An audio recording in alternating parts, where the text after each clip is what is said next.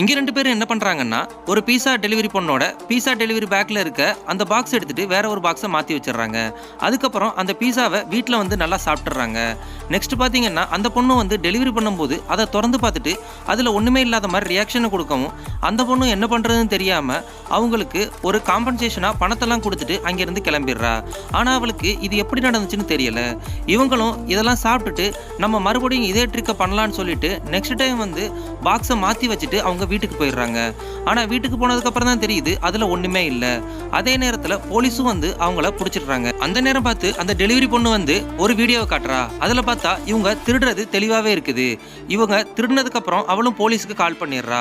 அதுக்கு முன்னாடி என்ன நடந்திருக்குன்னா, இவ அவங்களுக்கு காம்பன்சேஷன் மணி கொடுத்ததுக்கு அப்புறம் அங்கே வெயிட் பண்ணும்போது தான் பார்க்குறா அவங்க பீஸாவை சாப்பிட்டுட்டு அந்த அட்டையை கொண்டு வந்து வெளியில் போடுறத.